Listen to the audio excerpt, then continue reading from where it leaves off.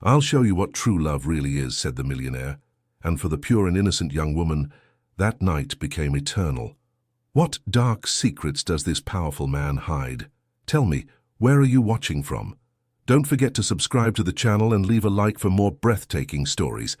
The rain drummed against the studio windows like hundreds of impatient fingers, creating a chaotic symphony that lulled Eliza Morgan as she contemplated the blank canvas before her.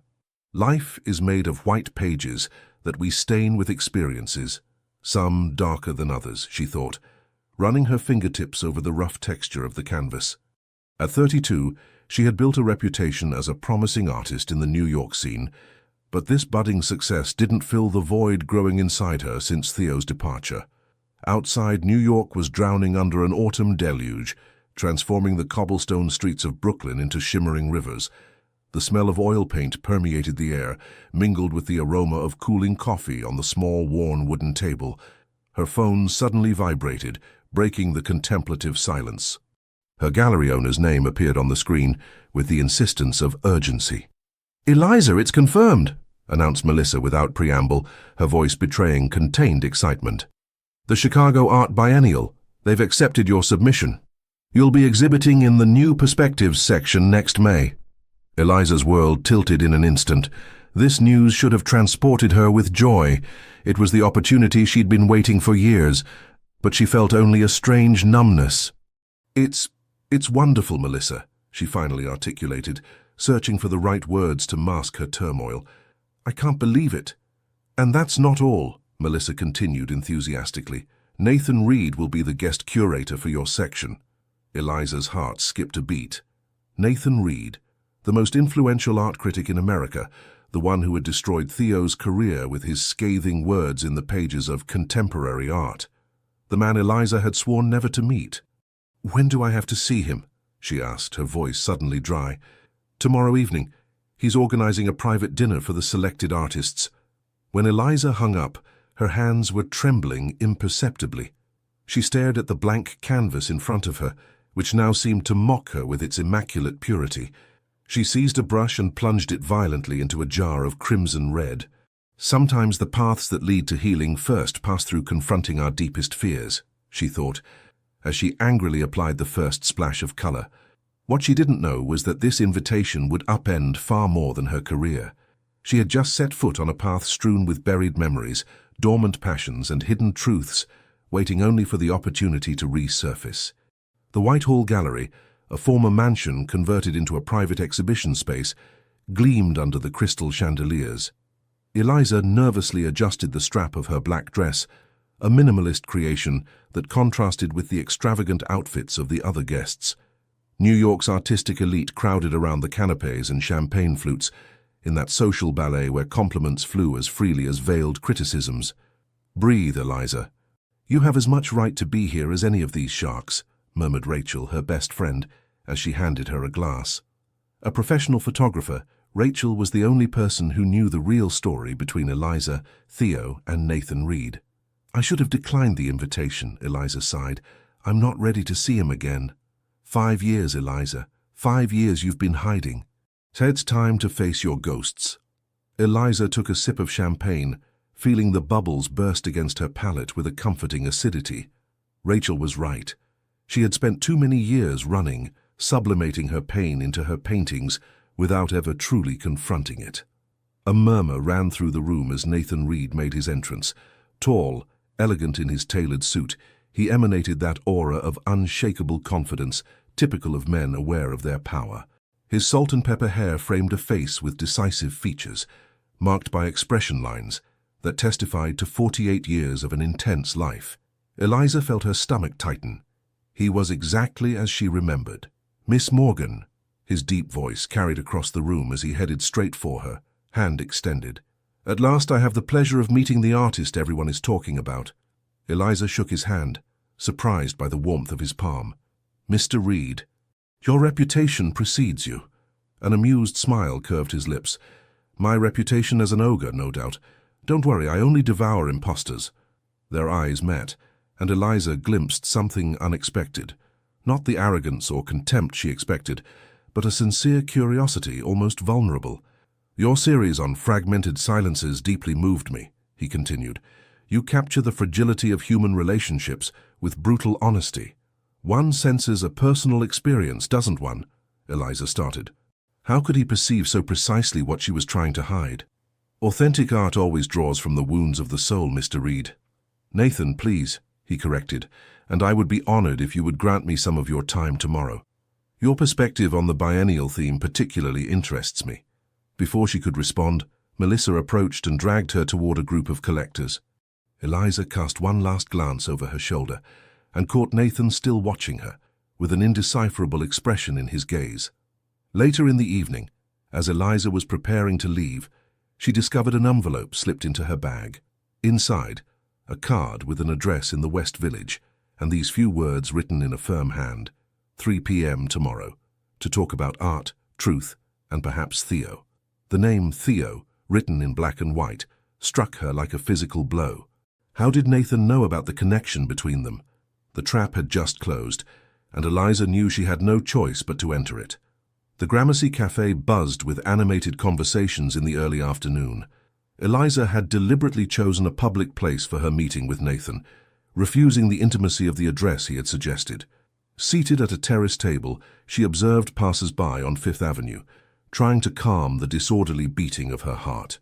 Nathan arrived with military punctuality, his expression betraying slight surprise at the change of location. "Good afternoon, Eliza," he said, sitting down. "I see you prefer crowded places." "Transparency seems appropriate, given the circumstances," she replied, looking him straight in the eyes. "How do you know Theo?" Nathan sighed, taking time to order an espresso before answering. The October sun cast shadow patterns on his face, accentuating the gravity of his features. "Theo Lawrence was an artist of rare sensitivity," he began, carefully choosing his words. "I followed his work from his beginnings at the Art Institute.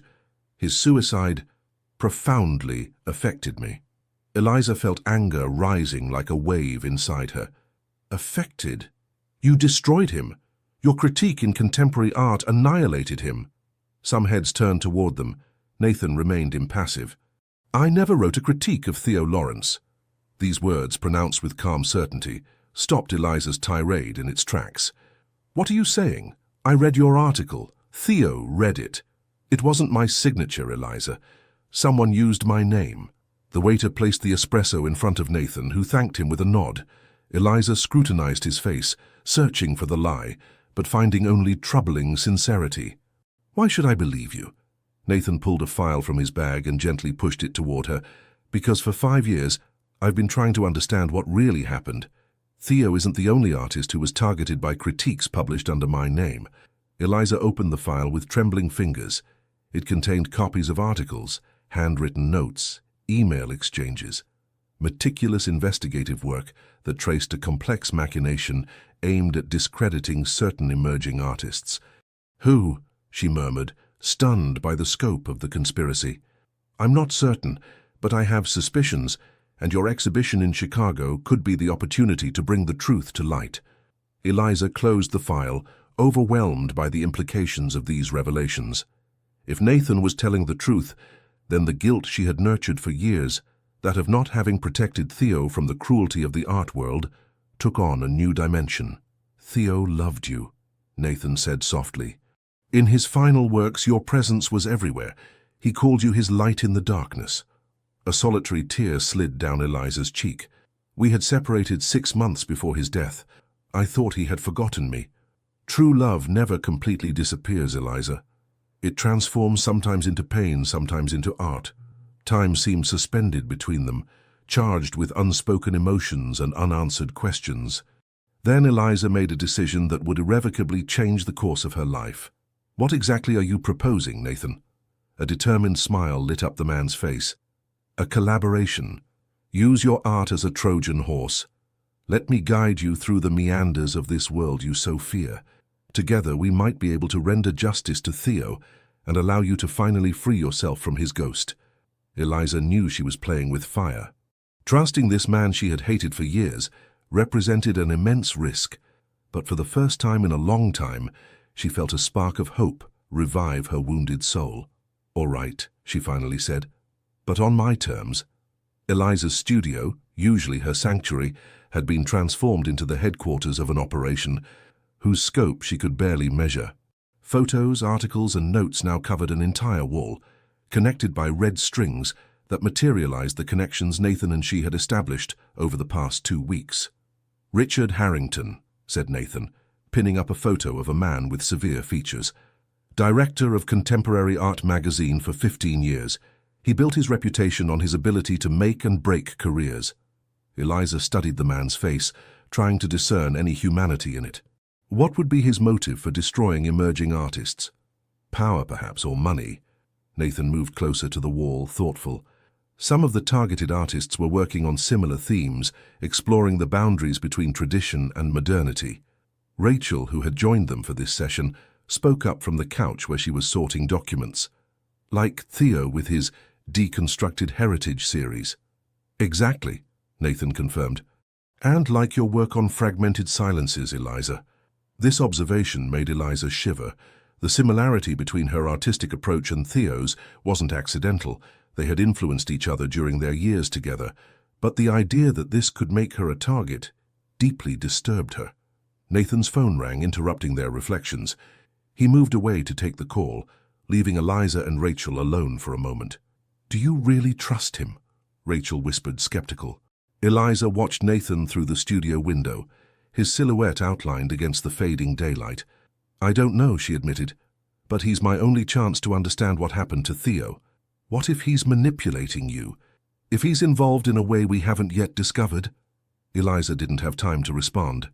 Nathan returned, his face tense. "The biennial has moved up the deadline for project submissions. You have a week to submit your final project." "A week?" Eliza turned pale. "That's impossible. I only have preliminary sketches." "It's intentional," Nathan stated with certainty. "Someone is trying to destabilize you." Eliza headed toward her easel, where a half-completed canvas rested, an interweaving of fragmented silhouettes emerging from a background of deep blues and velvety blacks. This work, more personal than anything she had created before, explored the duality between love and betrayal. "I'll never make it in time." Nathan approached, contemplating the canvas with an intensity that sparked a strange warmth in Eliza's chest. "This work is powerful, Eliza, but it's not the one you should present." He gently placed his hand on her shoulder. "You need to create something that provokes them, that forces them to show their true face." "How?" "By using what they fear most, truth exposed to the light of day." That night, after Nathan and Rachel had left, Eliza remained alone facing a new canvas. Hours passed as she worked with a frenzy she hadn't known for years. Around 3 in the morning, exhausted but electrified, she contemplated what she had just created. A bold triptych representing 3 influential art critics, including Richard Harrington, as puppeteers manipulating artists reduced to disjointed marionettes. Her phone vibrated. A message from Nathan. "Don't forget, Eliza, true art is always an act of courage." She stared at the screen for a long time, torn between fear and a new determination. For the first time since Theo's death, she felt she was regaining control of her life. But at what price? The Continuum Gallery, located in the Chelsea district, vibrated with a particular energy that evening. Eliza, dressed in a burgundy jumpsuit that highlighted the natural elegance of her slender figure, stood near her triptych, observing the reactions it provoked in visitors. The preliminary exhibition of artists selected for the biennial had attracted all of New York, and her provocative work left no one indifferent. "Bold," murmured a middle-aged woman to her companion, almost suicidal for her career. "It's precisely what contemporary art needs," the man replied. "Courage, authenticity." Eliza sketched a tense smile. Nathan had warned her. This exhibition would be a test, a way to measure the reaction of their potential targets. Richard Harrington hadn't yet made an appearance, but she knew he wouldn't miss the event. "Miss Morgan." The voice made her start. She turned to face a woman in her 50s, elegant in her pearl grey suit, her piercing gaze behind fine-framed glasses. "Vivian Blackwood, Director of the Foundation for Visual Arts," she introduced herself, extending a hand with perfectly manicured nails. "Your work intrigues me enormously." Eliza shook her hand, trying to mask her surprise. The Blackwood Foundation was one of the most important art patrons in America, and its director was rarely seen at this type of event. "I'm honored, Mrs. Blackwood. You're playing a dangerous game," Vivian continued, indicating the triptych with a movement of her chin. "These barely veiled portraits won't make you only friends. Art isn't made to please, but to reveal." An enigmatic smile curved Vivian's lips. "Theo said exactly the same thing." Eliza's heart skipped a beat. "You knew Theo Lawrence?" "He was one of our protégés. His death was an immense loss." Vivian cast a circular glance around the room before lowering her voice. "I would like to speak with you privately, Miss Morgan. There are things you should know." Before Eliza could respond, a movement at the gallery entrance caught her attention. Richard Harrington had just arrived, accompanied by two men she recognized as influential investors in the art market. Her gaze crossed Harrington's, and for a fraction of a second she read undisguised hostility in it. "It would seem the hour of truth approaches," Vivian murmured. "Be careful, Eliza. Not all allies are those we believe them to be." With these enigmatic words, she moved away, leaving Eliza troubled and confused. A moment later, Nathan emerged from the crowd to join her. "Harrington is here," he said in a low voice. "And I see you've made the acquaintance of Vivian Blackwood." "She knew Theo," Eliza replied, scrutinizing Nathan's face. "Why didn't you tell me?" A shadow passed over Nathan's features. "I didn't know they were close." Eliza perceived a tension in his voice, a subtle shift that awakened her distrust. "What are you hiding from me, Nathan?" But she didn't have time to insist. Richard Harrington was heading straight toward them, a carnivorous smile on his lips.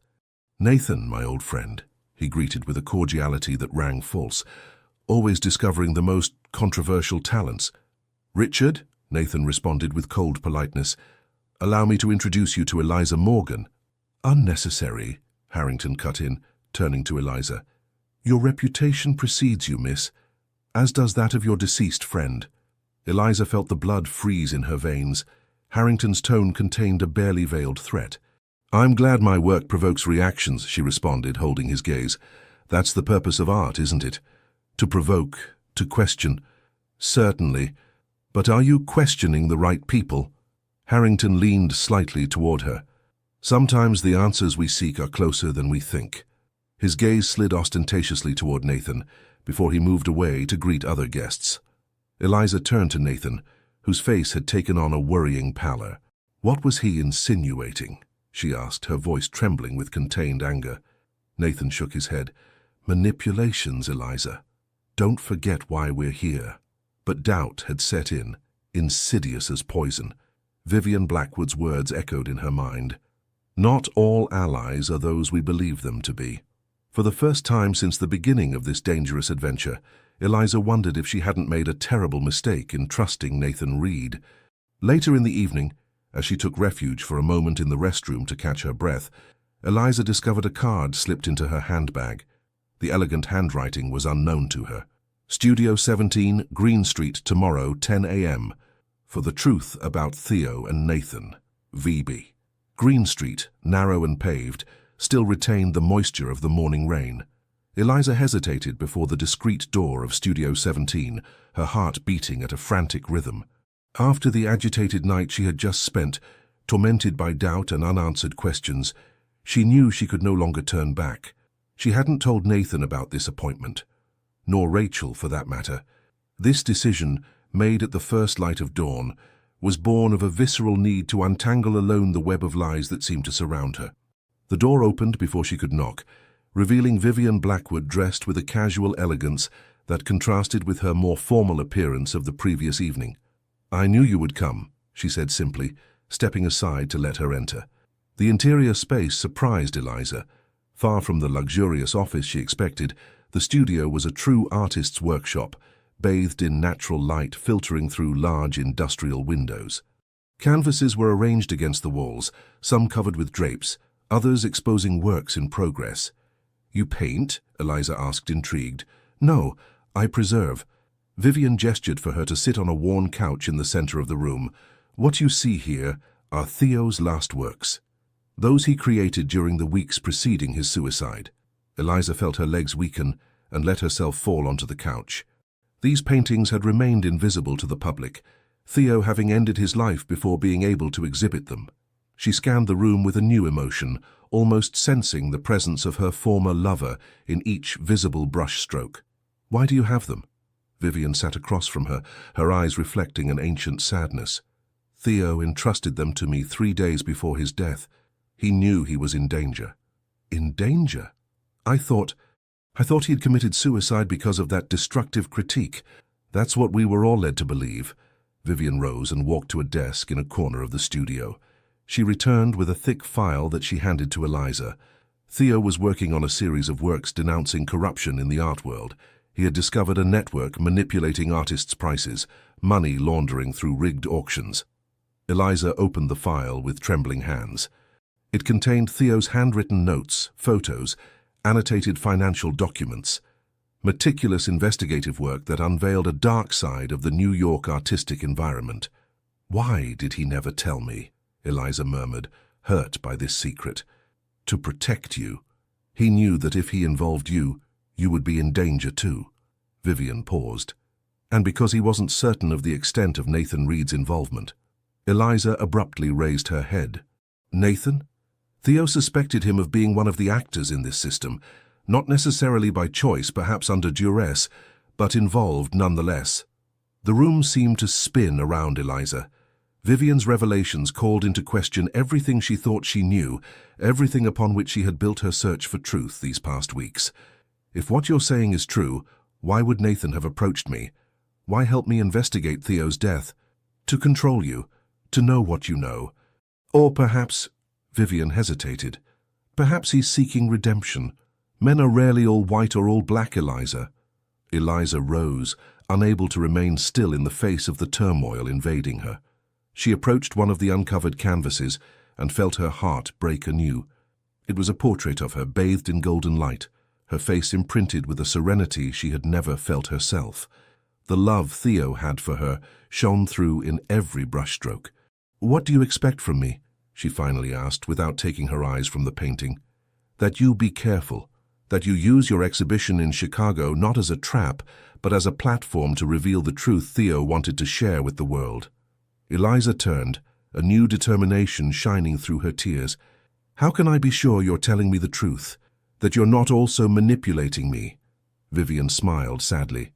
"You can't be certain. That's the problem with truth, Eliza. It never reveals itself completely, only in fragments, like in your art." She approached a canvas covered by a dark drape and removed it with a fluid gesture. The painting that appeared struck Eliza like a physical blow.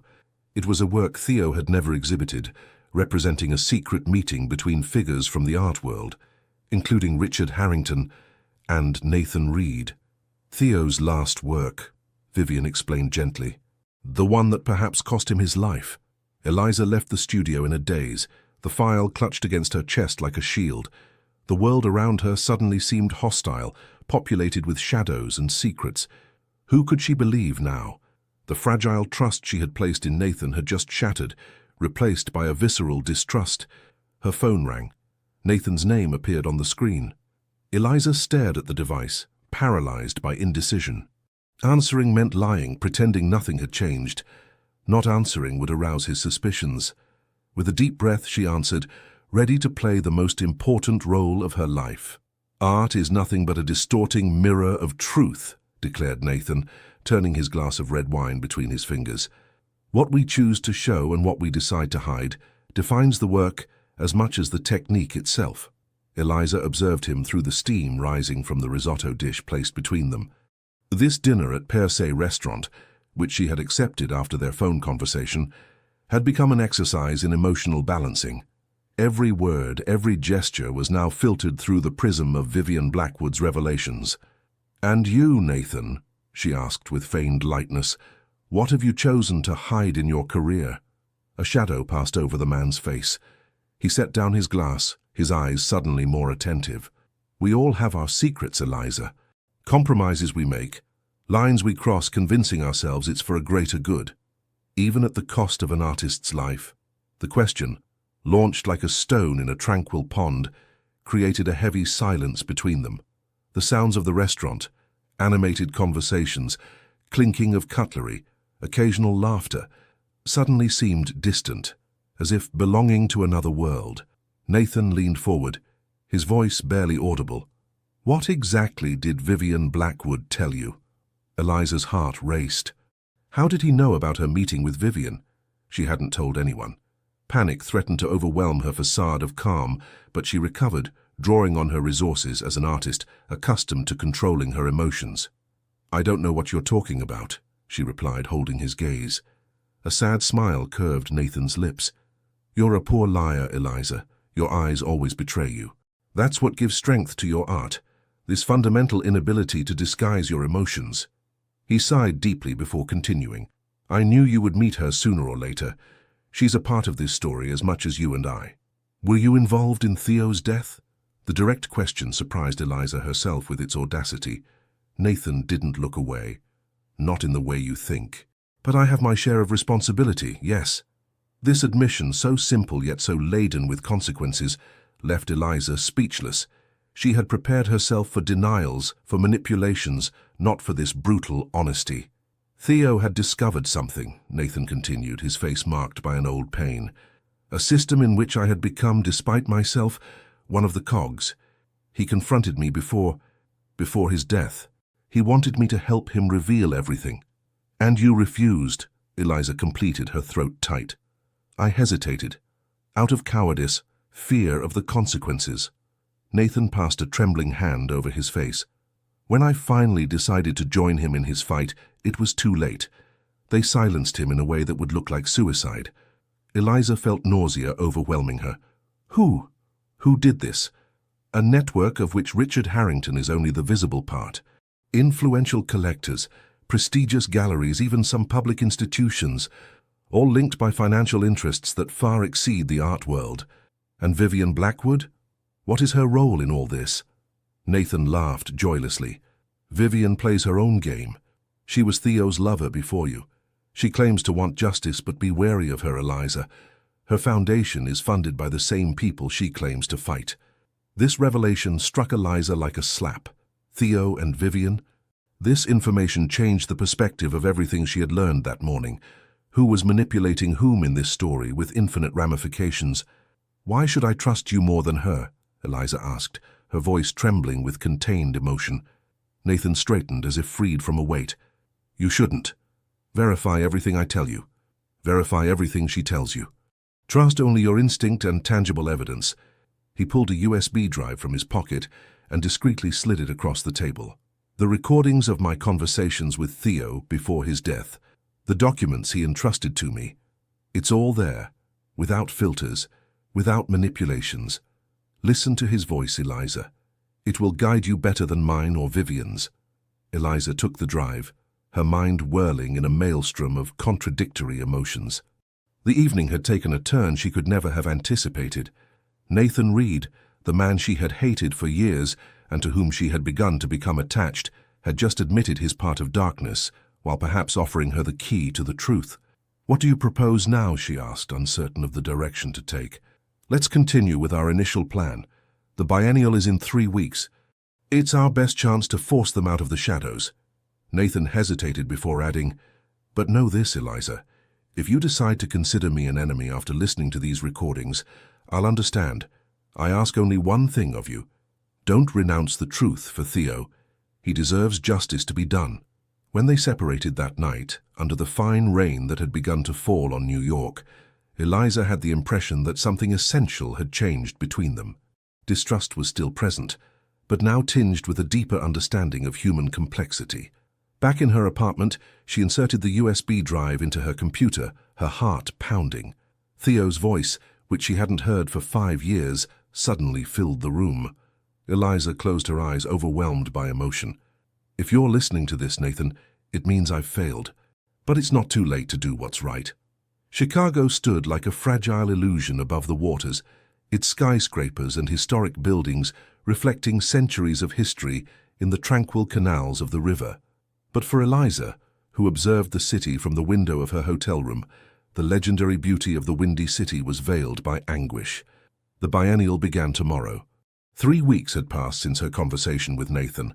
3 weeks during which she had listened to Theo's recordings, analyzed his documents, confronted the contradictory versions of Nathan and Vivian. The truth, if it exists in its pure form, remained elusive, fragmented like the broken reflections of the sun on the waters of Lake Michigan. A discreet knock at the door pulled her from her thoughts. Rachel entered, carrying 2 cups of coffee. "You haven't slept," she observed, handing a cup to Eliza. It wasn't a question. Eliza accepted the coffee with a tired smile. "How could I? Tomorrow I'll either render justice to Theo or throw myself into the lion's den." Rachel sat on the bed, her face reflecting her concern. "Are you sure you want to go through with this? You could simply exhibit your original works, enjoy the recognition, and give up." Eliza shook her head. "I can't. Not after everything I've discovered."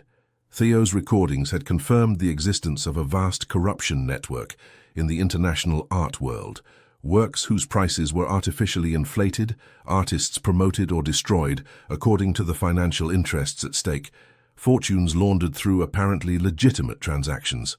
Nathan had admitted his ambiguous role in this system, sometimes complicit through his silence, sometimes a discreet resistor. As for Vivian, her motivations remained murky, oscillating between desire for justice and possible personal vengeance. "What if it's a trap?" Rachel insisted. "What if Nathan and Vivian are working together to manipulate you?"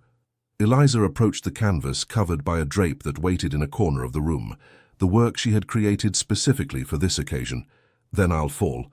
But not without having shown this to the world." With a decisive gesture, she removed the drape, revealing a monumental triptych titled "The Architects of Silence." The first panel represented Theo, surrounded by obscure figures with deliberately blurred faces. The second showed a series of transactions, symbolized by hands exchanging not money, but fragments of luminous souls. The third, the most striking, revealed a mirror in which the spectator himself was reflected, complicit through his willful ignorance. Rachel contemplated the work with a mixture of admiration and terror. "It's magnificent and terribly dangerous."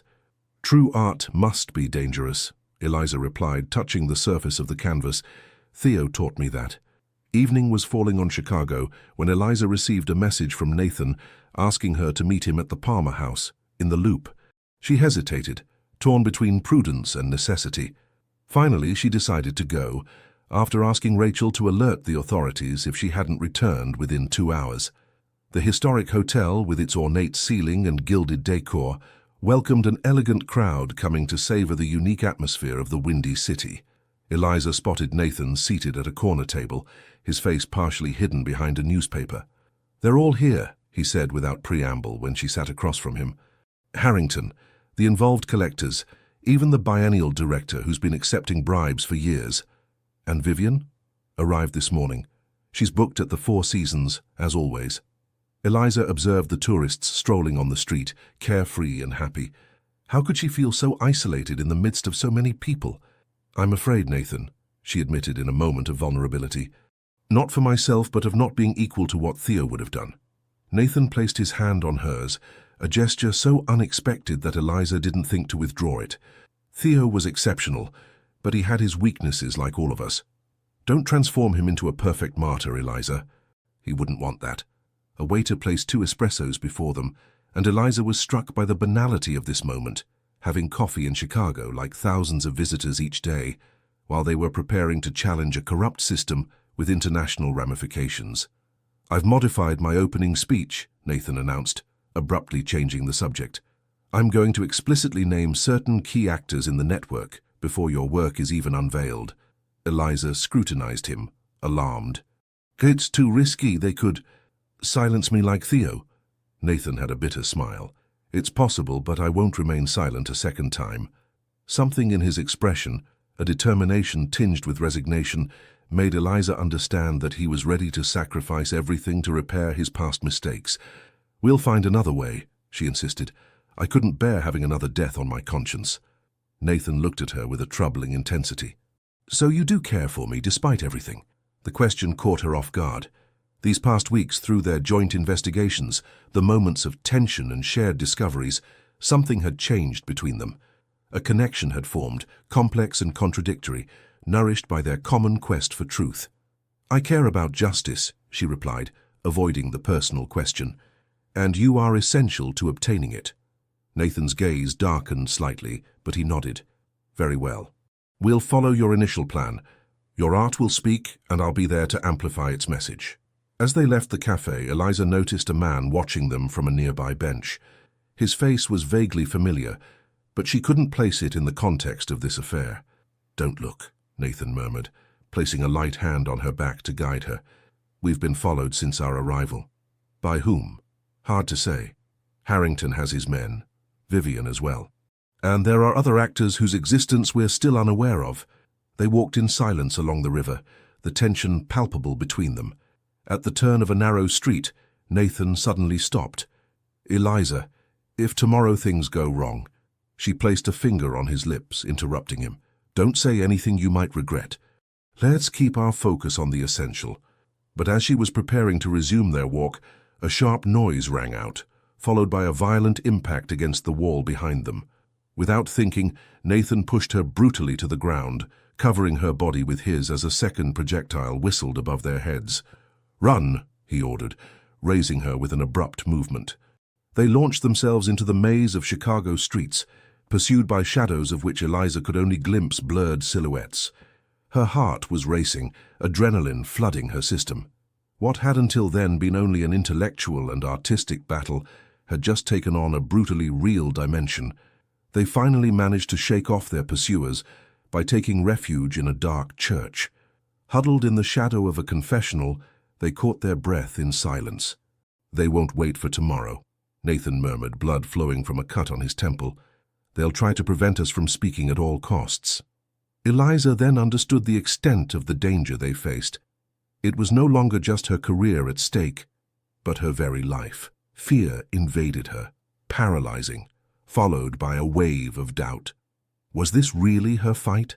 Wasn't she simply being manipulated, caught in a vendetta that was beyond her? I can't continue, she said, her voice broken. It's too much. I'm not Theo. I don't have his strength. Nathan took her face in his hands, forcing her to look into his eyes. You're right. You're not Theo. You're Eliza Morgan, and your strength is different from his, but just as real. Don't give up now. Not when we're so close. Something in his voice, a raw sincerity, stripped of all manipulation, touched Eliza deeply. She nodded slowly, regaining a fragile but real determination. What will we do? Change tactics, Nathan replied with a new light in his gaze. They expect us to attack head-on tomorrow. We'll take them from behind. That night, hidden in a modest inn in Lincoln Park, where Rachel joined them with the carefully packed artwork, Eliza understood that her life had irrevocably changed. Whatever the outcome of the biennial, she would never be the same again. Dawn was just breaking over Chicago, enveloping the skyscrapers in a golden light. Eliza stood motionless on the small terrace of their refuge, contemplating the lake that stretched before her like a tarnished mirror. The day she had so dreaded had finally arrived. The night had been sleepless. Between last-minute adjustments to their plan and the torments of her conscience, sleep had eluded her. She felt drained like those shells abandoned on the beach, their insides hollowed out by the relentless waves. You should try to rest a bit, said Rachel, handing her a steaming cup of coffee. You look exhausted. Eliza accepted the drink with a tired smile. How could I sleep? In a few hours, we'll either expose a truth that will change the art world, or fail spectacularly. Rachel leaned against the railing, scrutinizing her friend's face with concern. It's not just the exhibition that's worrying you, is it? It's him. Eliza looked away, unable to deny the evidence. These past weeks spent at Nathan's side, sharing dangers and confidences, had given rise to feelings she was trying to ignore.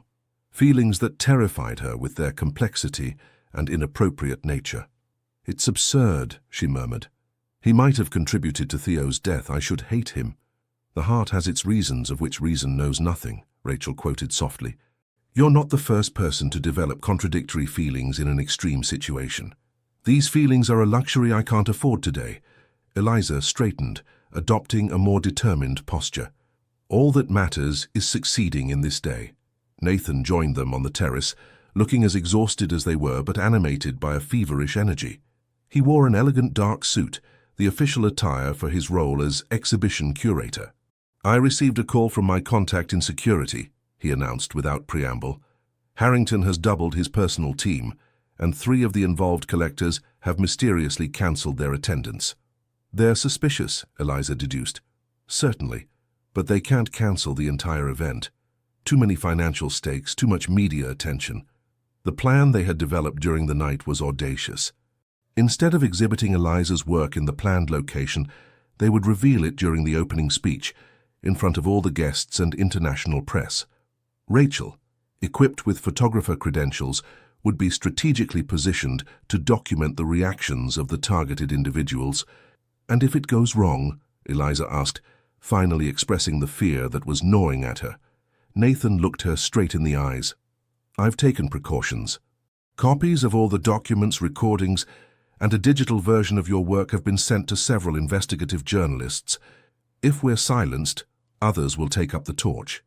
These words, meant to be reassuring, only accentuated Eliza's anxiety. The idea that Nathan was seriously considering their silencing made the threat terribly concrete. The Art Institute of Chicago buzzed with activity when they arrived. The official opening wouldn't take place for another 2 hours, but already the organizers, artists, and first journalists were bustling about in controlled frenzy. Eliza, wearing a deep blue dress that echoed the dominant hues of her triptych, held the tube containing the rolled artwork against her. "I'll make my official rounds," Nathan announced. "You two stay together and follow the plan. We'll meet at the auditorium at 11 sharp. He moved away, quickly swallowed up by his curator duties. Eliza followed him with her gaze, feeling a new anguish invade her at the idea of losing sight of him in this crowd, where their enemies might be hiding. "He'll be careful," Rachel reassured her, guessing her thoughts. "Come, let's scout the location." They wandered through the exhibition halls, admiring the works of other selected artists while discreetly evaluating the layout of the place, the emergency exits, the surveillance cameras. Eliza tried to focus on these practical details, but her mind kept returning to deeper questions. What if she was wrong? If this whole affair was just a projection of her own grief, a desperate attempt to give meaning to Theo's death? Or worse, if she was unknowingly serving interests that completely escaped her? "I recognize her," Rachel suddenly murmured, interrupting her thoughts. "The woman in the white suit near the central sculpture. It's Vivian Blackwood." Eliza followed her gaze. Vivian was indeed standing a few meters from them, engaged in an apparently intense conversation with a man whom Eliza identified as the biennial director. Vivian's body language, tense, almost threatening, contrasted with her natural elegance. What is she doing with Reynolds? Eliza wondered. He's supposed to be one of the actors in the corruption network. Maybe she's trying to warn him, or negotiate something. Before they could discuss further, Vivian turned her head and caught Eliza's eye. A moment of mutual recognition froze the two women. Then Vivian excused herself to her interlocutor and headed straight for them. "Eliza," she greeted with a warmth that seemed forced. "I was wondering if you would have the courage to come." "Why wouldn't I be here?" Eliza replied on the defensive. Vivian cast a glance at Rachel, then lowered her voice. "Because your friend Nathan Reed just had a very private conversation with Richard Harrington in the gardens. A conversation that strangely resembled a negotiation." Eliza's heart skipped a beat. "You're lying." "Really?" Vivian took out her phone and showed her a photo taken from a distance. It indeed showed Nathan and Harrington isolated in a corner of the gardens, their grave faces indicating a serious discussion. "A photo doesn't prove anything," Rachel intervened, protective. "They could be discussing anything." "Certainly," Vivian conceded with an enigmatic smile. "That's why I came to offer you my help, Eliza. Whatever you have planned today, know that you are not alone." With these ambiguous words, she walked away, leaving Eliza in a state of extreme confusion. The seed of doubt, already present, had just taken root more deeply in her mind. "She's trying to manipulate you," Rachel asserted, squeezing her arm. "Don't let her make you doubt now." But the damage was done. As they headed toward the auditorium where the opening ceremony was to take place, Eliza felt her resolve faltering. Years of unresolved grief, weeks of exhausting investigation, and now this heart-wrenching uncertainty about Nathan's real motivations. Everything was spinning in her mind like pigments in a jar of water, creating an indistinct emotional mud. In the deserted restroom where she had taken refuge to catch her breath, Eliza stared at her reflection in the mirror. Her eyes, usually a clear blue, today seemed of an unfathomable depth, as if inhabited by ancient shadows. Who was she really in this story? A courageous justice-seeker, or a puppet manipulated by forces she didn't understand? "You can still give up," she murmured to her reflection. "Exhibit a conventional work, accept the praise, build your career." But Theo's image imposed itself in her mind. His smile, his unshakable passion for truth, his refusal of compromises that had perhaps caused his loss.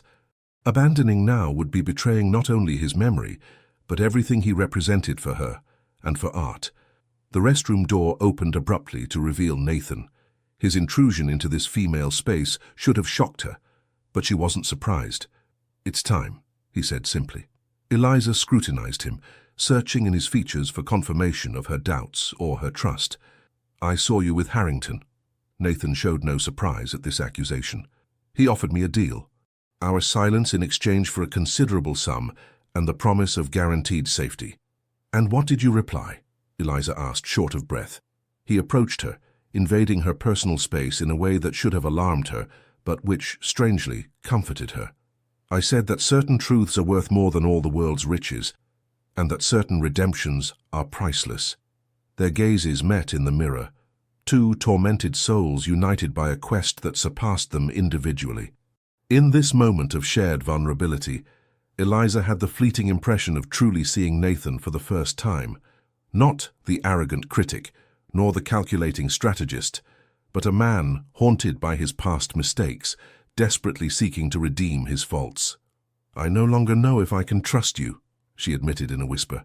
"That's normal," he responded with unexpected gentleness. "Absolute trust would be naive in our situation, but we can choose to move forward together despite the doubt." He extended his hand to her, a simple gesture but loaded with profound meaning. Eliza hesitated for an instant, suspended between mistrust and hope. Then she made her decision. The Art Institute's auditorium was packed. Under the high ceilings adorned with century-old frescoes, the elite of the art world had gathered for the official opening of the biennial. Eliza, seated in the front row, felt the weight of curious gazes on her back. The tube containing her triptych rested against her leg, hidden under the folds of her dress. On the stage, the organizers succeeded one another for protocol speeches that no one really listened to. A few seats from her, Richard Harrington displayed a self-sufficient air that contrasted with the visible tension in his shoulders.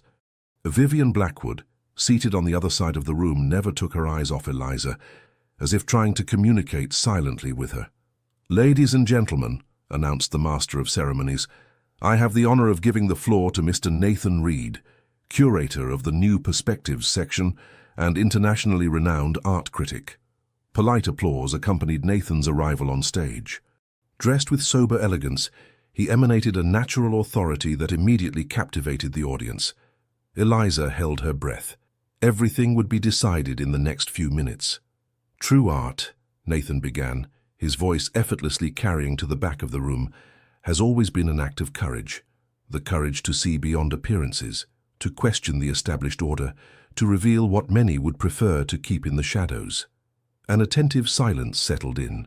This was not the conventional speech the audience expected.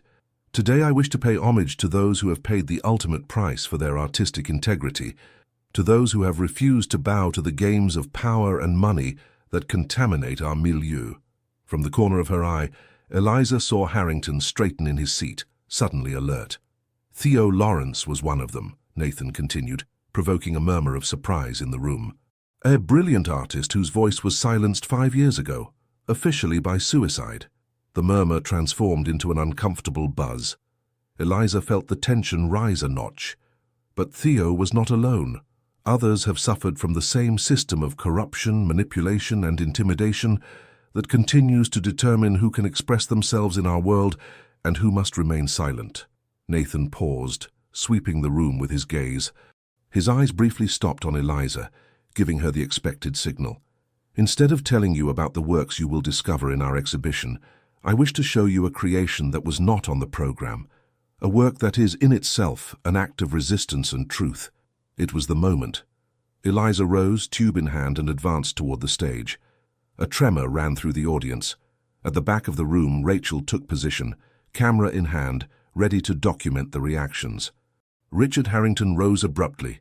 "This is a farce. This person is not authorized to exhibit outside the defined framework." "On the contrary," Nathan calmly replied.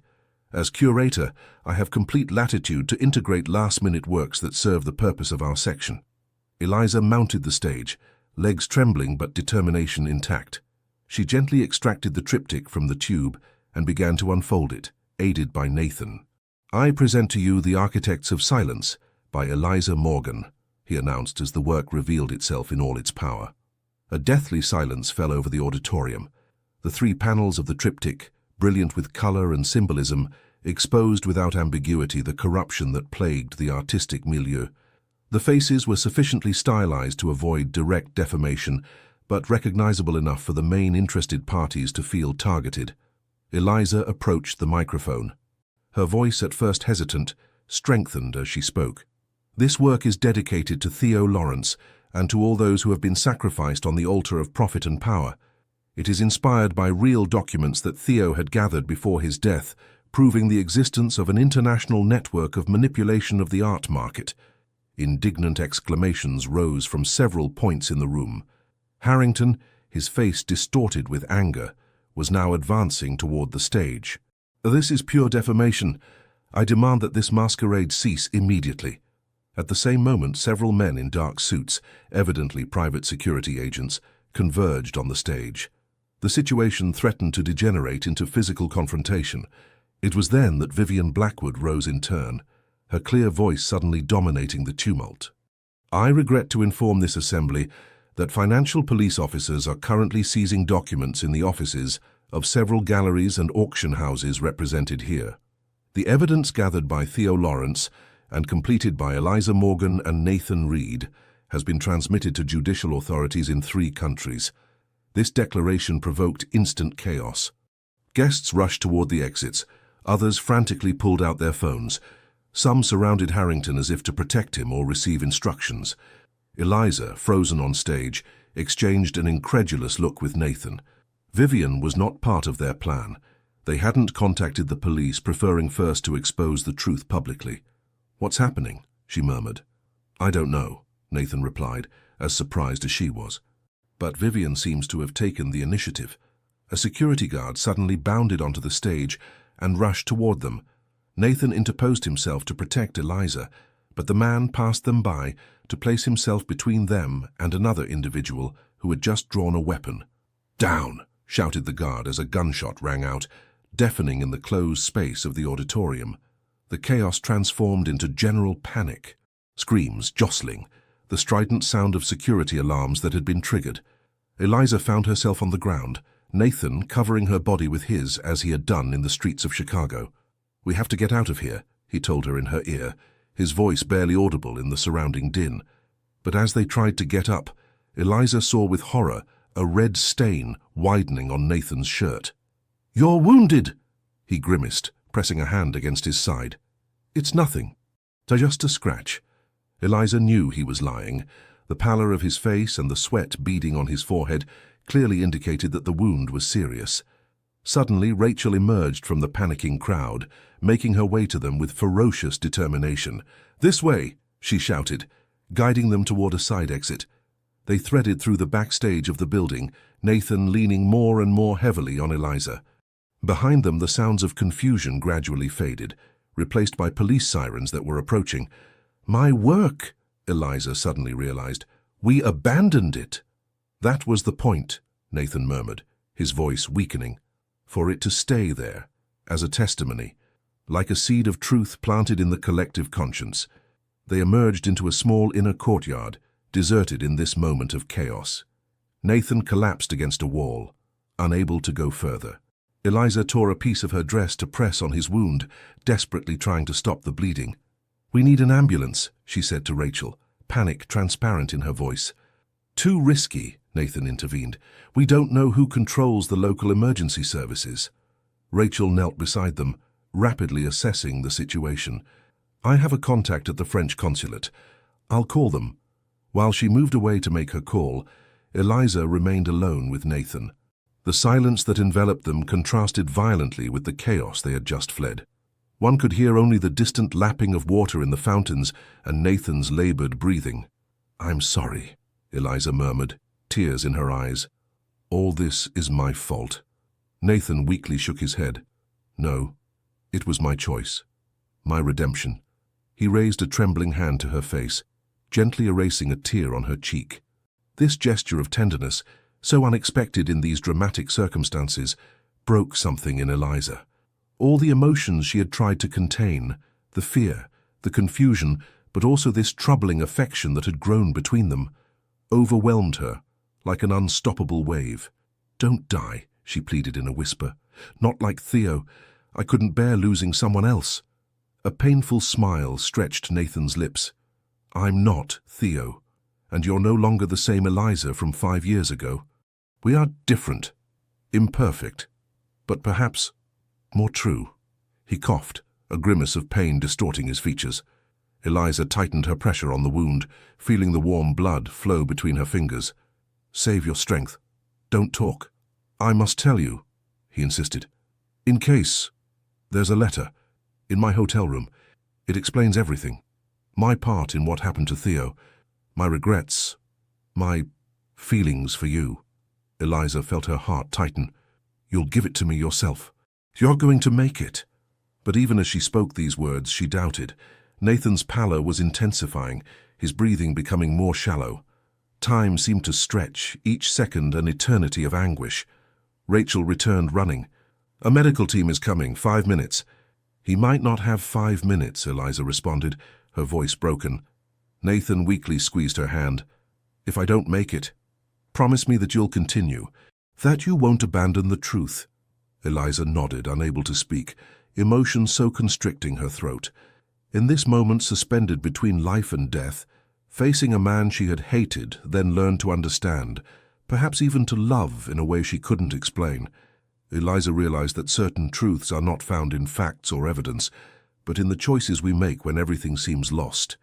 The sirens were approaching, a promise of help or new threat, impossible to determine. Eliza held Nathan's hand, as if this physical contact could keep him on the side of the living, protect him from the shadows that seemed to be drawing him toward them. "Hold on," she murmured. "Just a little longer." The monochromatic grey of the hospital room was broken only by the monitoring screens and the bouquet of yellow tulips Rachel had brought the day before. Eliza, seated in an uncomfortable armchair for hours, observed Nathan's pale face, looking for the slightest sign of improvement. 3 days had passed since the chaos at the biennial.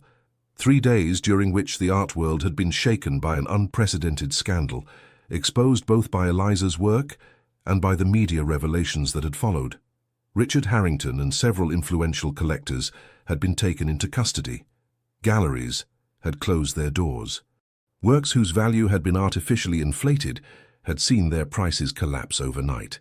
But all this seemed distant, almost unreal to Eliza, whose universe had been reduced to this aseptic room in a Chicago hospital where Nathan fought for his life. The bullet had perforated his lung and grazed his heart. The operation had lasted 6 hours. The doctors remained cautious in their prognosis. A slight movement of Nathan's eyelids pulled Eliza from her thoughts. She leaned forward, gently squeezing his hand. "Nathan, can you hear me?" His eyes opened slowly, disoriented at first, then fixed on her with a recognition that made her heart beat faster. "Eliza," he murmured in a hoarse voice, "you're still here." "Where else would I be?" she replied with a trembling smile. "Someone has to make sure you don't escape before answering all my questions." A weak smile curved his lips. "Always." "Determined." Eliza helped him drink with a straw, a simple gesture that seemed strangely intimate in these circumstances.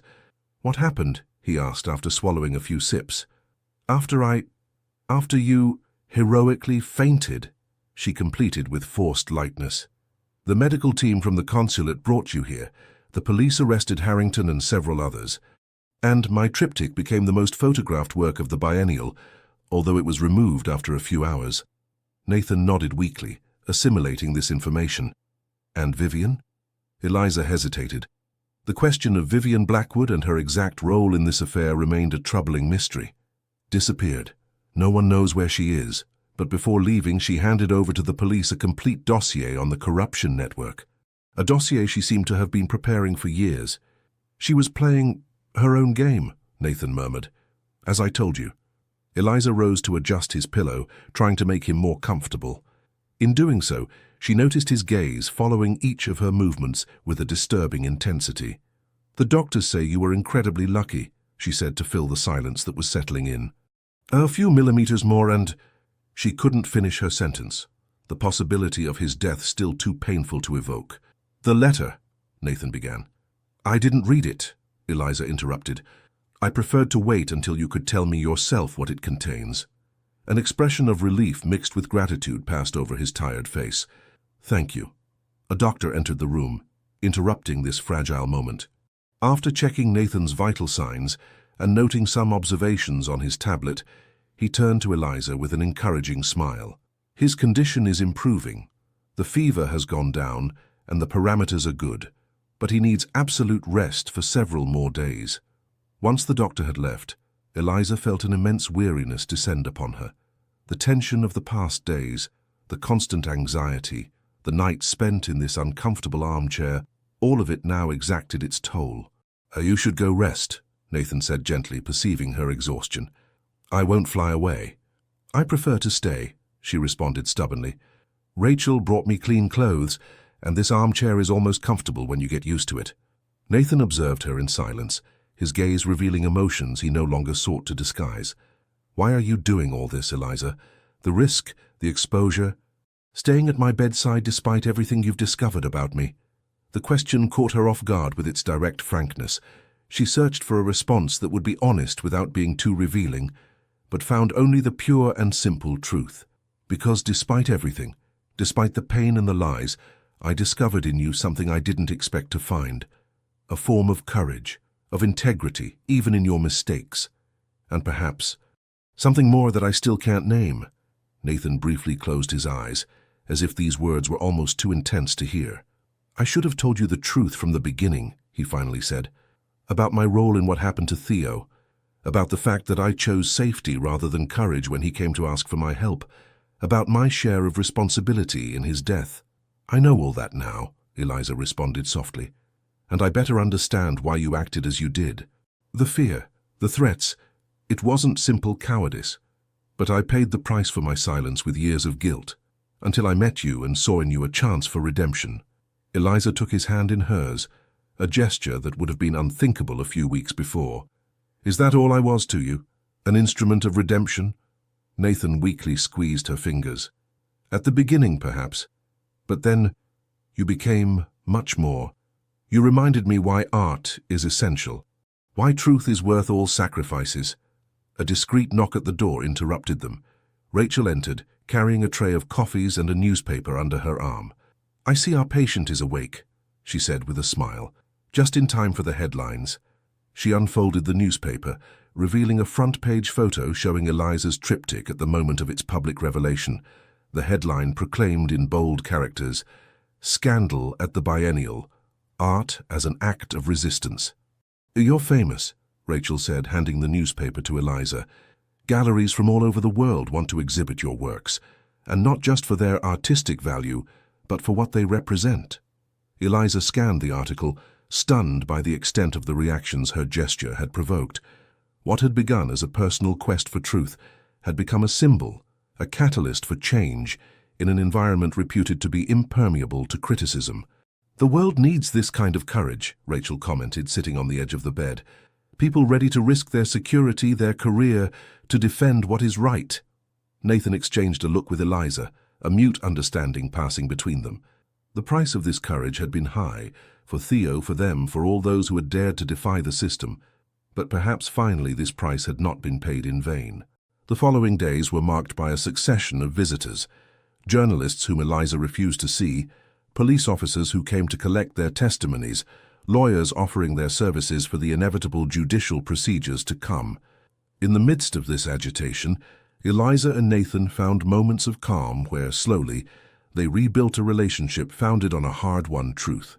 A week after his awakening, sufficiently recovered to sustain a prolonged conversation, Nathan asked Eliza to sit near him. It's time I tell you about the letter, he said, his face having regained some of its color. "About what I wrote in it, thinking I might not survive to tell you in person." Eliza felt her heart accelerate. A part of her feared this conversation, dreading that Nathan's revelations might disturb the fragile equilibrium they had established. "So you don't have to," she offered. "Perhaps some things are better left in the past." "No," he insisted with a new determination. "I've spent too many years hiding behind half-truths. It's time to be completely honest, whatever the consequences." He took a deep breath as if gathering his courage. "I loved Theo too." This simple phrase, pronounced with a disarming vulnerability, froze Eliza in place. Not as a friend or a protégé, as a man can love another man. It was complicated, unrequited. Theo never knew, or if he knew, he chose to ignore it with kindness. Eliza tried to assimilate this unexpected revelation, rethinking all their interactions in a new light. "Is that why you reacted so violently when he came to ask for your help? Out of jealousy toward our relationship?" Nathan shook his head. "No, I had mourned those feelings long before. My cowardice was real, my fear of the consequences too." He paused. "But it's perhaps why I suffered so much after his death, why I carried this guilt like an insurmountable burden." He looked her straight in the eyes. "And it's certainly why I was so troubled when I met you. You carried within you a part of him, his passion, his integrity. But you were also completely yourself, unique. And little by little, I began to see in you not Theo's ghost, but a person I deeply admired for her own qualities." Eliza felt a complex emotion invade her, a mixture of compassion, newly acquired understanding, and a tenderness she would never have thought possible toward this man. "What I'm clumsily trying to say," Nathan continued, "is that I've developed feelings for you, Eliza. Feelings that terrified me with their intensity and their apparent inappropriateness. How could I confess this to you when you saw me as the traitor who had contributed to the death of the man you loved?" The silence that followed was charged with all the unspoken emotions that had floated between them for weeks. Eliza realized she was at a crossroads. She could choose to entrench herself behind the past, to preserve Theo's memory as an inviolable sanctuary. Or she could accept that life continues, that hearts heal and open to new possibilities, however unexpected they may be. "I don't know exactly what I feel," she finally admitted. "Everything has gone so fast, so intensely. But I know one thing with certainty. I no longer want to live in the shadow of the past. Theo will always be missed by both of us. But perhaps the best way to honor his memory is to live fully, honestly, courageously, as he would have done." Nathan extended his hand toward her, a silent invitation. Eliza took it, feeling in this simple contact the promise of a new beginning. Not a betrayal of the past, but a continuation of life in all its unpredictable complexity. "Step by step," he said softly, without rushing, without expectations. "Just two people who have traversed hell and emerged changed, but perhaps more whole."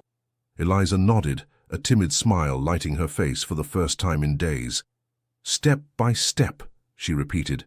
Through the hospital window, the Chicago sun bathed the room in golden light, perhaps symbolizing this new dawn rising on their wounded but resilient lives. The New York autumn had dressed Central Park in copper and golden hues. Eliza, seated on a bench facing the lake, was distractedly sketching this symphony of colors in her drawing pad. 6 months had passed since the events in Chicago, 6 months during which the art world had been shaken to its foundations by the revelations that had followed. "You still capture light so well," said a familiar voice behind her.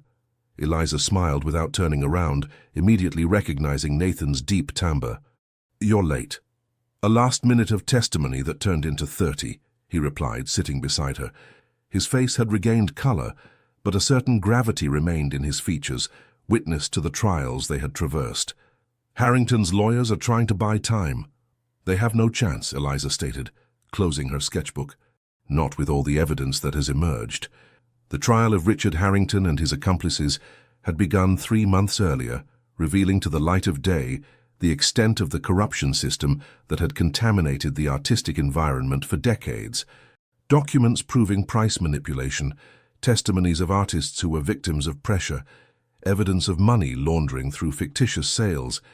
Everything was accumulating, day after day, building an apparently unassailable case for the prosecution. "How do you feel?" Eliza asked, observing Nathan more carefully. These testimony sessions were exhausting for him, forcing him to relive the darkest moments of his past. "Strangely liberated," he responded after a moment of reflection. "Each truth revealed is like a weight lifting." He smiled slightly. "Your therapist would approve of this metaphor." Eliza laughed softly. On Nathan's advice, she had begun therapy to treat the trauma linked to Theo's death and recent events. Progressively, she was learning to make peace with her past, to transform pain into a creative force rather than a paralyzing burden. "Have you had news of Vivian?" Nathan asked, changing the subject. Eliza shook her head. Vivian Blackwood remained an unresolved mystery. After handing over her dossier to the police, she had literally disappeared from circulation. Rumors placed her now in Latin America, now in Asia, but nothing concrete. "I sometimes wonder if we'll ever know the whole story," Eliza said thoughtfully. "Her connection with Theo, her true motivations. Some mysteries perhaps are better left unresolved," Nathan suggested. "What matters is that her intervention, whatever the reasons, helped bring the truth to light." They remained silent for a moment, contemplating the children sailing toy boats on the lake. This ordinary scene, imbued with simple joy, contrasted with the complexity of the emotions they had traversed. "I received an offer," Eliza suddenly announced. "The MoMA wants to organize an exhibition on art as an act of resistance. They've proposed that I be the curator." Nathan turned toward her, a light of pride in his gaze. "That's wonderful, Eliza. Will you accept?" "I'm hesitating," she admitted. "It would be the opportunity to give a platform to artists who have been silenced, to highlight other Theo Lawrences, but I fear it might divert my energy from my own creation." "Perhaps these two aspects of your art can nourish each other," Nathan suggested. "To your personal creation and your role as a conduit, an amplifier of other voices." Eliza considered this perspective, appreciating as always Nathan's capacity to perceive possibilities she hadn't considered. Their relationship had evolved over these past months, transforming into an intellectual and emotional partnership of rare richness. They advanced cautiously on the ambiguous terrain between deep friendship and something more, mutually respecting their wounds and their need for healing. "And you?" she asked. "What are your plans once the trial is over?" Nathan looked into the distance, toward the Manhattan skyline where the silhouette of the Empire State Building stood out. "I've started writing a book on the power of art as a vector of truth and social change. On Theo, on you, on all those who have dared to defy corrupt systems." "That's magnificent," Eliza said with sincerity. "You've always had this gift with words." "I would also like," he hesitated, suddenly less sure, "I would like to create a foundation in memory of Theo, to support emerging artists who explore socially engaged themes, and I would like you to be its artistic director." This unexpected proposal took Eliza by surprise. "Me? Why not you?" "Because you understand him better than anyone. His spirit, his vision." Nathan gently placed his hand on hers. "And because I trust your judgment, your integrity. More than my own, to be honest." Eliza felt a deep emotion invade her. This trust, coming from a man who had traversed so many trials, who had known betrayal and remorse, represented perhaps the most beautiful of compliments. "I'll think about it," she promised. "It's an immense responsibility." They rose by mutual agreement to begin their habitual walk through the park. Autumn was advancing, transforming the urban landscape into an impressionist canvas of reds and ochres. For Eliza, this transitional season resonated deeply with her current state of mind, between two worlds, between two identities. "You know what I sometimes miss?" she said, as they walked along the main avenue. "Anonymity. Before Chicago, I could enter a gallery, observe the works, exchange with other artists without my name preceding my person. The revelations at the biennial had propelled Eliza into the spotlight. Her triptych, The Architects of Silence, had become emblematic, reproduced in art books, analyzed in universities, cited as an example of the political function of contemporary art. She had become, almost in spite of herself, a symbol. "Fame is a particular burden," Nathan agreed, who knew this reality well. "But it can also be a tool if one uses it for good." "That's what I try to do," Eliza admitted. "Use this unexpected platform to continue the battle that Theo had begun, to return art to its essential function, not as merchandise for speculators, but as a mirror of society, as a questioner of the established order. They reached Bethesda Terrace, from where the view of the lake offered a majestic panorama of the park. The declining sun bathed the trees in a golden light that softened their rigid contours. "There's an exhibition at the Gagosian Gallery," Nathan mentioned, "a young Ukrainian artist who works on the memory of conflicts. It might interest you." Eliza smiled, recognizing in this apparently anodyne suggestion a deeper invitation. These past months, they had formed the habit of visiting exhibitions together, sharing their impressions, confronting their visions. These moments, far from the courts and media, represented for them bubbles of normality in a life that had become extraordinary. "I would like that very much," she replied simply. As they descended toward the plaza, Eliza was approached by a young woman who recognized her. This type of interaction had become frequent. Art students, budding artists, sometimes simply enthusiasts touched by her story and her work. "Miss Morgan," said the young woman with evident nervousness, "I just wanted to tell you that your courage inspired me to pursue my own artistic path despite obstacles." "Thank you." Eliza thanked her warmly, touched as always by these spontaneous testimonies. When the young woman moved away, Nathan observed Eliza with an indecipherable expression. "What is it?" she asked, intrigued by this look. "Nothing," he replied with a slight smile. "I was just thinking that Theo would be proud of what you've accomplished, of what you continue to inspire." This observation, so simple, yet so profound, touched Eliza to her core. Theo's memory, once so painful that she could barely pronounce his name, had progressively transformed into a benevolent presence, a legacy she carried with pride rather than with pain. "I hope so," she murmured, feeling a new peace invade her. "I truly hope so." Evening was falling on New York when they reached Eliza's apartment in the West Village. The studio, once invaded by evidence and documents linked to their investigation, had regained its primary function, a space of creation where new works were born, different from the vengeful triptych, but no less powerful. "Would you like to come up?" Eliza proposed. "I've prepared a new canvas that I'd like to show you." Nathan hesitated, aware of the intimacy of this invitation. "If you're sure." The studio was bathed in the warm light of lamps when they entered. Eliza headed toward an easel covered by a drape, revealing a work of large dimensions that occupied the center of the room. Rebirth. Such was its provisional title. Unlike Eliza's previous works, dominated by deep blues and intense blacks, this one exploded with vibrant colors. It represented a woman emerging from a cocoon of shadows, her arms extended toward a light that seemed to emanate from herself rather than from outside. Nathan observed it for a long time in silence, visibly moved by what he saw. "It's extraordinary," he finally said. "A work of healing, of transformation," Eliza clarified. "The pain hasn't disappeared, it has just integrated differently, like a part of me rather than a definition of my being." Nathan approached her, reducing the distance that separated them to just a few centimeters. "Eliza," he began, his voice barely audible, "I know we agreed to advance slowly to respect our mutual wounds, but I must tell you." She placed a finger on his lips, gently interrupting him. "I know," she said simply. "Me too."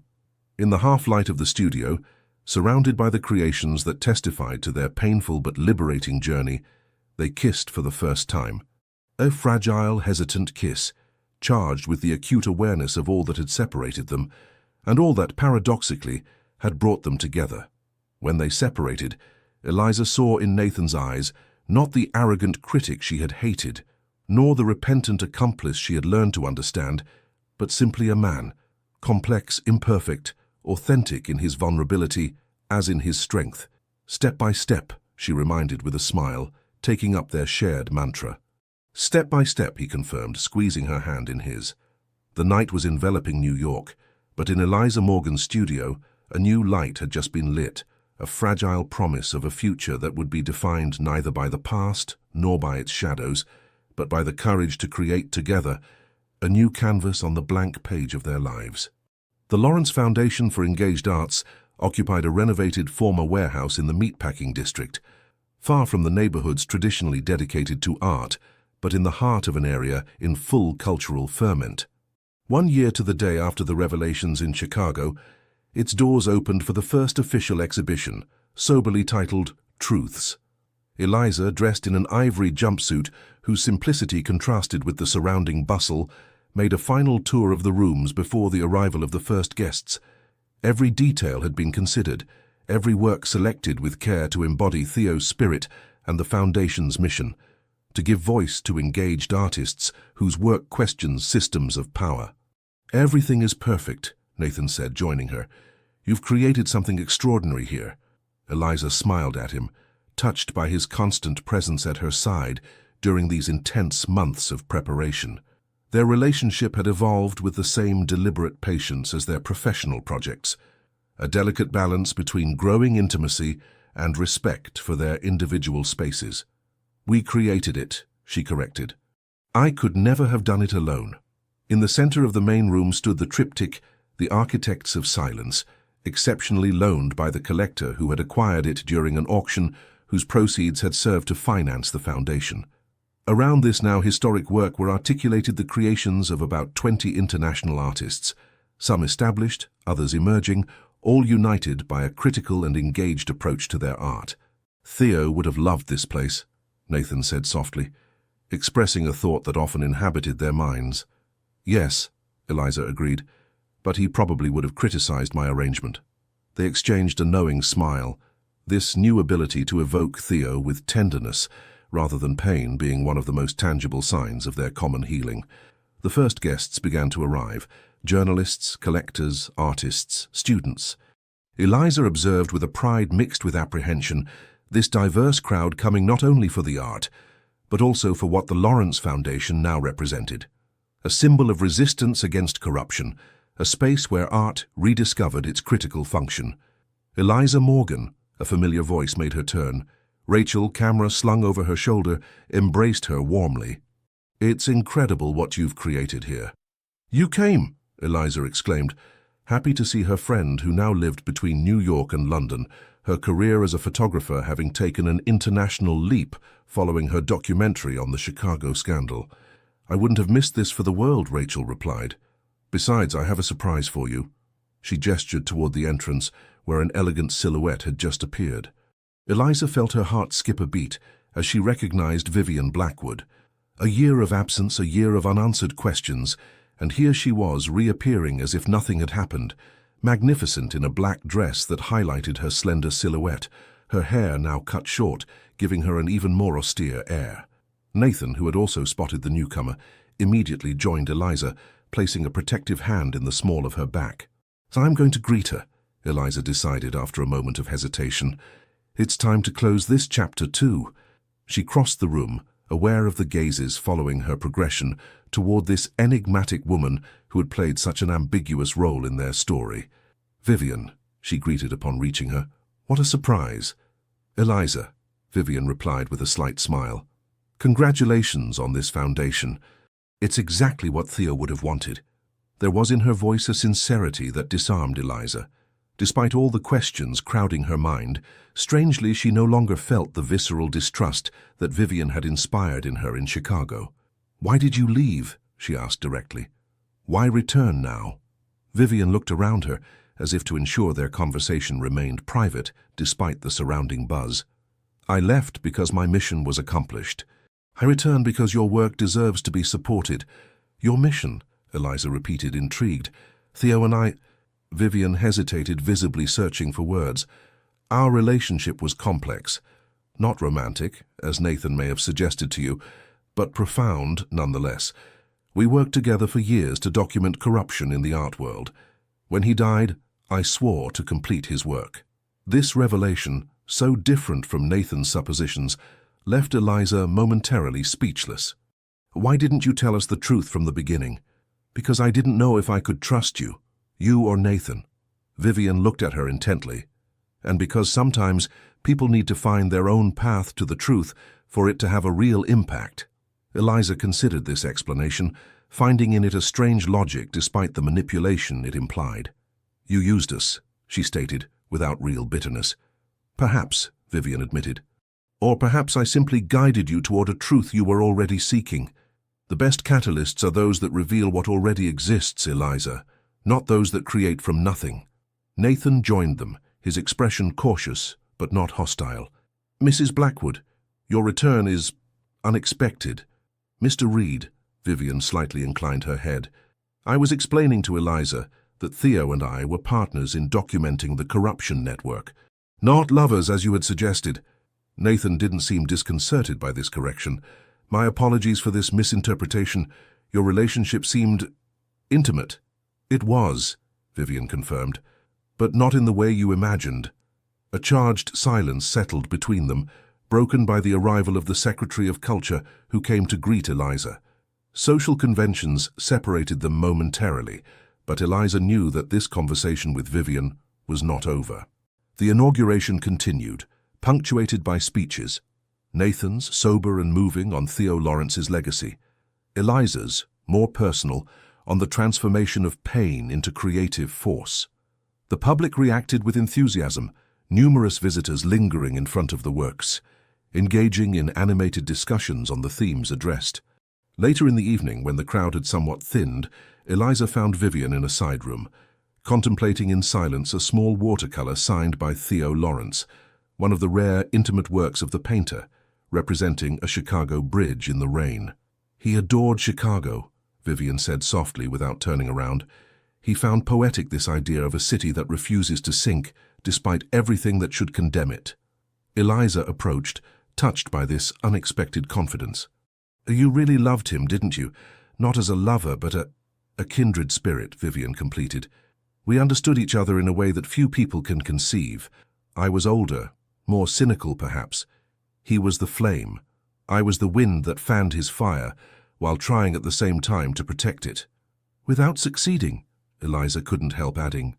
Vivian finally turned her gaze toward her, her eyes shining with a contained emotion. His greatest regret was having pushed you away, Eliza, of having protected you to the point of excluding you. He understood too late that true love should never imply secrets. This revelation struck Eliza like a wave, awakening questions she thought she had resolved.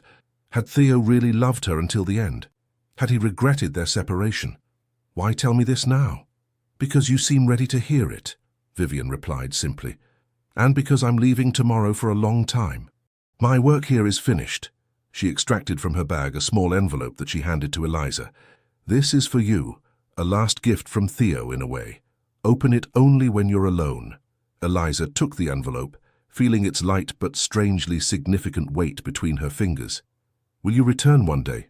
Vivian smiled, that enigmatic smile that seemed to be her signature. Who knows? The paths of art, like those of truth, are rarely predictable. She moved away with that particular grace that characterized her, leaving Eliza with more questions than answers, but curiously pacified nonetheless. The evening was drawing to a close when Nathan rejoined Eliza near the central triptych. He carried 2 glasses of champagne and handed her one with a tired but happy smile. To the Lawrence Foundation, he proposed, raising his glass. And to all those who made this moment possible. To Theo, Eliza added, gently clinking her glass against his, and to truth in all its complexity. They drank in silence, aware of the symbolic significance of this inauguration, not just the opening of a place, but the conclusion of a chapter in their lives and the beginning of another. What did Vivian give you? Nathan finally asked, having noticed the exchange. Eliza touched the envelope in the pocket of her jumpsuit. I don't know yet. She asked me to open it when I'm alone. Nathan nodded, respecting this mystery. She remains an enigma, doesn't she? Like art itself, Eliza smiled. Never completely decipherable, always open to interpretation. They contemplated together the triptych that had changed their lives, aware of the path traversed since that tumultuous day in Chicago. Pain had transformed. Vengeance had given way to something more constructive. Mistrust had mutated into a cautious but sincere trust. How about a walk? Nathan proposed. The night is mild, and we have something to celebrate.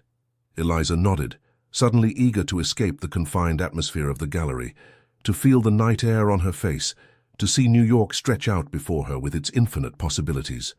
They entrusted the final details of closing to the foundation team and went out into the New York night. The Hudson River called to them, with its promise of serenity and timeless beauty. Walking hand in hand along the river glittering with the reflections of street lamps, Eliza felt a deep peace invade her. Not the oblivion of the past, but its integration into a present that made sense, into a future that carried the promise of new creations and truths yet to be discovered. "I'm proud of us," she said simply, expressing a thought that encompassed so many things: their courage in the face of adversity, their resilience, their capacity to transform tragedy into something meaningful. Nathan squeezed her hand a little tighter, this simple gesture communicating all that words could not fully express. Together, they had traversed darkness to emerge into a different light, not dazzling and naive, but nuanced, complex, authentic. Before them, the Freedom Tower, rebuilt after the tragedy that had partially destroyed it, stood as an appropriate symbol of their own journey, wounded but resilient, transformed but preserving its fundamental essence. "What comes next?" Nathan asked, formulating the question that inhabited their minds as a chapter closed. Eliza smiled, feeling Vivian's envelope in her pocket like a promise, a final message from Theo across time. "Art," she replied simply. "Always art. In all its truth, its beauty, its capacity to transform the world." They stopped in the middle of Brooklyn Bridge, contemplating the Hudson flowing peacefully beneath their feet, immutable, yet in perpetual change, like life itself, like true art. 2 years had passed since the inauguration of the Lawrence Foundation. Eliza's small West Village apartment had transformed into a spacious loft in Bushwick, with large windows that flooded the space with natural light, the essential element she had always dreamed of for her work. This spring morning, Eliza was putting the finishing touches on a new work, an immense diptych titled Dialogues. Her style had evolved over these past years, progressively moving away from the tormented shadows that had characterized her post-Chicago period to explore more luminous, more nuanced territories, where pain was no longer more than one color among others in her emotional palette. The phone rang, interrupting her concentration. It was Rachel, calling from London, where she was preparing a major photojournalism exhibition. "Eliza, I just saw the cover of Art magazine. You could have warned me." Eliza smiled, looking at the magazine open on her work table. On the cover, a photo of her and Nathan in front of the Lawrence Foundation, accompanied by an eloquent headline, "The Quiet Revolutionaries: How Eliza Morgan and Nathan Reed Are Redefining the Art World." "It came out earlier than expected," she explained. "The article is surprisingly accurate for once." "Do they mention your marriage?" "Of course not," Eliza laughed. "You know how discreet we are on that point." Their union, celebrated 6 months earlier, in the intimacy of a small village in the Berkshires, had gathered only a handful of close friends. A deliberate choice, reflecting their desire to protect what they had most precious. This complex, deep relationship, born from the ashes of so much pain, and transformed into something precious precisely through this particular alchemy of time and shared truth. "By the way," Rachel continued, "I've had news of Vivian." This information surprised Eliza. Since that inauguration evening, Vivian Blackwood had kept her promise to disappear, giving signs of life only through anonymous but substantial donations to the Lawrence Foundation. "Is she well?" "Apparently. She's working on a documentary project in Latin America, still linked to engaged art." Eliza smiled, imagining this enigmatic woman pursuing her mission in her own way, discreet but effective, like a benevolent shadow. After hanging up, Eliza approached the small bookshelf that occupied a corner of the studio. Among the art books and exhibition catalogues, a simple but elegant wooden box contained what she considered her most precious treasure, the envelope that Vivian had handed her 2 years earlier. She had opened it the very evening of the inauguration, alone in her old apartment, hands trembling with apprehension. Inside was a USB drive and a handwritten note from Theo, dated a few days before his death. "Eliza, if you're reading this, it means Vivian has judged that the time has come. I should have trusted you from the beginning, spoken to you of my discoveries, my fears. My silence, intended to protect you, created an abyss between us that I deeply regret. On this drive, you'll find my personal diary of the last 2 years, my thoughts, my struggles, my discoveries. You'll also find the truth about my feelings for you, which never ceased despite our separation. I don't ask your forgiveness, just to understand that sometimes love takes forms that we don't immediately recognize as such. Live, Eliza. Create. Love. Don't let my shadow darken your light. With all my love, forever. Theo. This letter and the contents of the USB drive had been the missing piece of the puzzle, the final veil lifted on a story that had defined so many years of her life. Theo had not died out of despair after a scathing critique, as she had believed. He had been silenced because he was preparing to reveal a corruption system that implicated the biggest names in the art world. More important still, Eliza had discovered that Theo still loved her at the time of his death.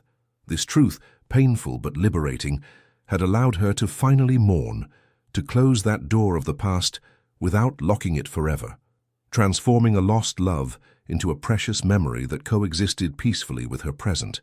Daydreaming. Nathan's voice pulled her from her memories. He stood in the doorway, 2 cups of coffee in hand, his face bearing that expression of tenderness she had learned to cherish. "I was reflecting on the path we've traveled," she replied, accepting the cup he offered her. Nathan approached the diptych in progress, observing it with that particular attention he reserved for her work, no longer as a critic, but as a companion, a privileged witness to her creativity. "It's magnificent," he said simply. "You've captured exactly this idea of dialogue between past and present." Eliza nodded, satisfied that he had perceived the intention behind the work. The first panel represented an interweaving of dark silhouettes emerging from a chaotic background, symbolizing voices reduced to silence, truths stifled. The second, more luminous, showed these same silhouettes transformed into figures of light rising, free at last to express themselves. "I received an interesting invitation this morning," Nathan announced, sitting on the window ledge. "The Tate is organizing a symposium on art as an act of political resistance. They want us to speak together." Eliza smiled, amused by this synchronicity with the article she had just read. "The quiet revolutionaries in London? Why not?" "It would be the opportunity to see Rachel," Nathan added, knowing Eliza's attachment to her friend. Eliza nodded while cleaning her brushes. The international success of the Lawrence Foundation regularly led them to travel, to share their vision of an art liberated from market constraints, anchored in an ethic of truth and engagement. Their personal story, now known in artistic circles around the world, had transformed an individual tragedy into a collective movement for more transparency and authenticity in the art world. "Before I forget," Nathan said, pulling an envelope from his pocket, "this arrived for you this morning from Chicago." Eliza took the envelope, intrigued. The postmark indeed indicated Chicago, but there was no sender. Inside, she discovered a simple postcard representing the bridge that Theo had painted in the watercolor exhibited at the foundation. On the back, a single line written in a hand she immediately recognized. "Circles close, but spirals continue.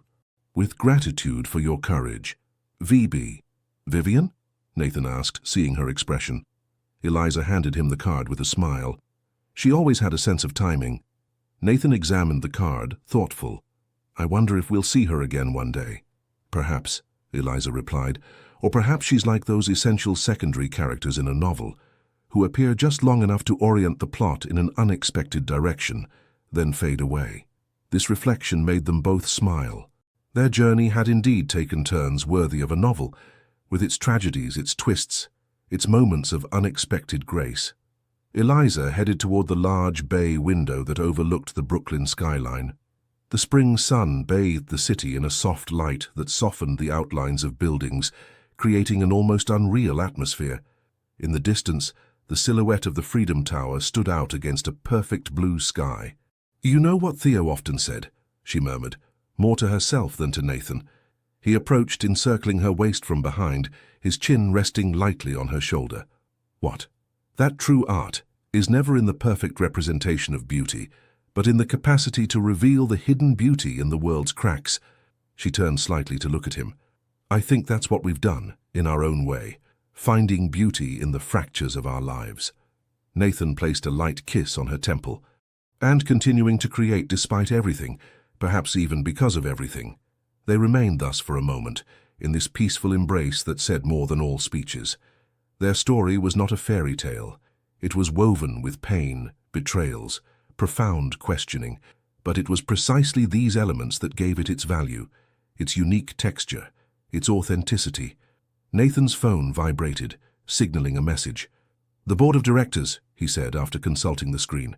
"They're waiting for our decision on the artistic residencies program." Eliza nodded, returning to the present and its responsibilities. The Lawrence Foundation had developed beyond their hopes, becoming a major actor in support for engaged art throughout the world. Each decision they made had a concrete impact on the lives of artists who, like Theo once, sought to express uncomfortable truths through their art. "Tell them we approve the proposal," she decided. "So with particular attention to artists from conflict regions." Nathan nodded, admiring as always this capacity Eliza had to transform her own experience of suffering into active empathy, into concrete support for those who needed it. "I love you," he said simply before moving away to make his call. Eliza smiled, these words never losing their power despite the frequency of their use. "I love you too."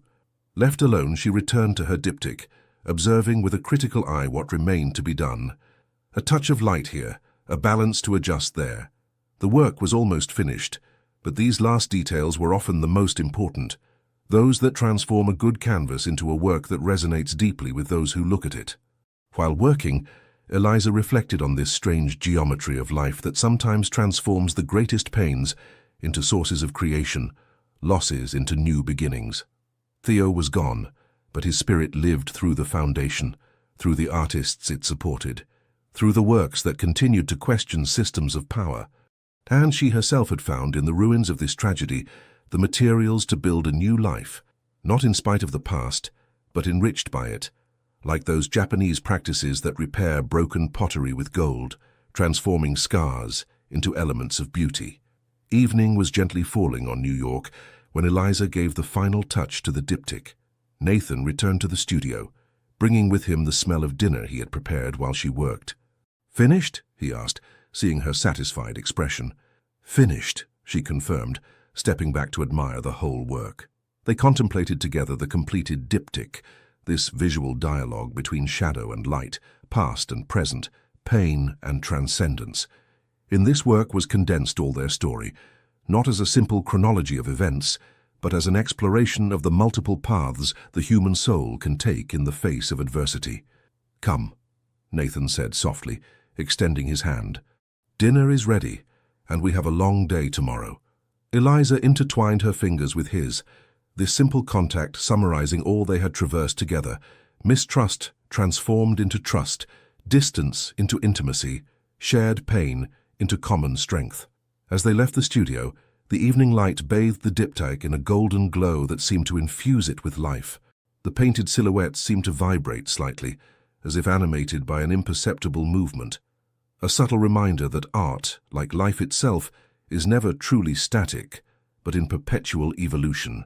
Outside, New York was progressively illuminating, its millions of lights forming a terrestrial constellation that rivaled the starry sky above. Eliza squeezed Nathan's hand a little tighter in hers, grateful for this present, which, despite all its imperfections, contained a beauty she would never have thought possible in the darkest hours of her grief. "True art," Theo had written in his journal, "is that which helps us traverse the night by reminding us that dawn will always come." Eliza and Nathan had made this philosophy their compass, transforming their personal trials into a beacon that guided other artists through their own storms. And in this transformation, of pain into creation, of loss into gift, of broken silence into continuous dialogue, was perhaps the greatest work of art they had ever created together. A life lived in authenticity, resilience, and that particular love, which is born not from romantic illusion, but from the mutual recognition of our flaws and our courage despite everything.